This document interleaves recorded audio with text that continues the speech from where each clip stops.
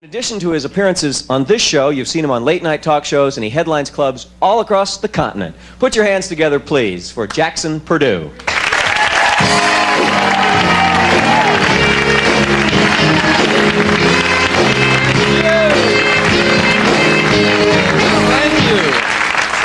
Thank you. It's nice to see all your smiling faces. Are there any Japanese people here? Yeah, Disneyland must be closed. All right, well. Good to see you. Yeah. Well, I'm Japanese myself. Actually, I'm only half Japanese. I'm half Japanese by my mother's side and half American by a friend of my father. So it works out real nice. That's right, buddy. My daddy's from Arkansas, and my mom's from Japan, so we had a lot of cross-culture dilemmas in my house. My dad would take us fishing, and Mom would eat the bait on the way there. Yeah, we'd eat a little sushi, watch a little hee-haw. That was like a night for us right there. You know what I mean? Well, it's kind of a trip growing up Japanese. I remember when your kids used to make fun of Japanese people by going like this? Did you used to do that? Yeah, you punks, you know you did that. Yeah. And I always thought that was really weird, because you never see Japanese people going, oh, gee, where's my leisure suit at?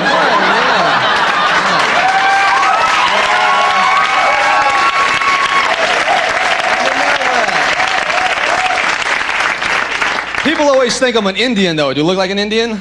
I always get that. Usually in the South, drunken rednecks will come up to me and go, hey, Chief, where's that bingo hall? I have no idea, Goober, but good luck to you, man. You know.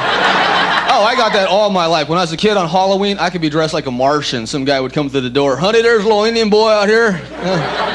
They would hand out candy to the other kids. They put corn in my bag. You know, have a sack full of Mazola at the end of the night, man. You know, ain't no fun. Boy, can you feel the love in this room, boy. How many folks are in love? All of you. Oh, that's real nice. Oh, it's hard to be in love. And this dating thing has got me so discouraged, man. And, you know, I don't know. I'm 33 years old. I'm too old to be cruising for the bimbo du jour. You know what I'm saying? You know? But it's so hard because I think the most beautiful women in the world live in Los Angeles. Don't you think so? Yeah, sure. None of them are from Los Angeles. But every chick who became rutabaga queen in her hometown, they all flock out here to become Charlie's Angels, you know what I mean? They hang out for a year or two, then go back to Rusty Butt, Iowa, or wherever they're from, you know? But I think the most beautiful and the most neurotic women live out here. You ever talk to some of these women for like 5 minutes? It's like, Jesus, good luck with all that baggage, boy. Oh, I'm not an emotional skycap. I can't carry all that for you. I'm sorry, all right?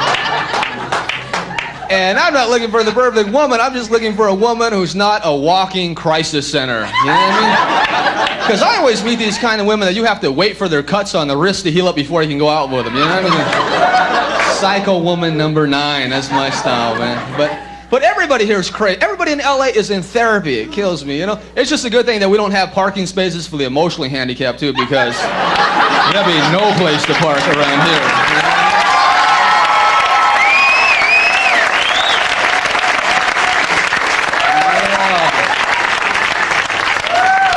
So I'm happily divorced myself, you know.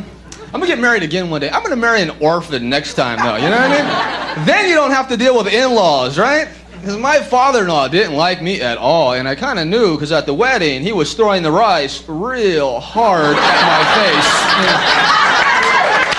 Oh, man, he went nuts. Plus, you gotta have some money to be married, right? Because women will spend that money for you, won't they, fellas? Yeah. Oh, man, my wife spent all my money. We have these checks with pictures of her spending my money on the check, you know? Oh, very surreal. I like to get married just to have some kids. I would love to have some kids just so I can go to the toy store, buy some toys that I like and play with them myself, you know what I mean?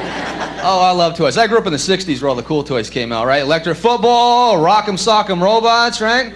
You know my 2 favorite things I like to play with when I was a kid? Remember those wooden Lincoln logs? You ever have those? Yeah, sure. My 2 favorite things I like ta play with, Lincoln logs and matches. That was it for me right there.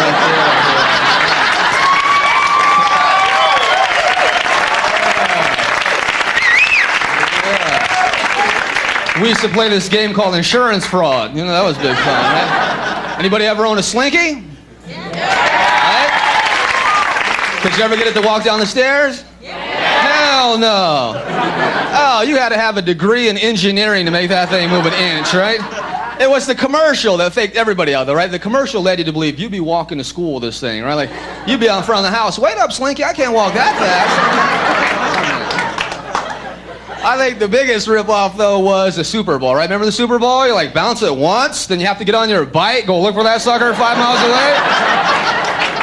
Oh, that was entertaining for a split second, wasn't it? You just watch your allowance bounce down the street. That was about it. Toys are so expensive now, though, man. I was in the store the other day watching this kid trying to get a bike out of his mom, but not a bike like I had when I was a kid, because I had like a Stingray bike. Did you have that, right? This kid wanted a thing called a BMX dirt bike. Do you know what they are? $400. Would you buy your kid a $400 bicycle? Hell no. You could buy him a used Rambler for $250.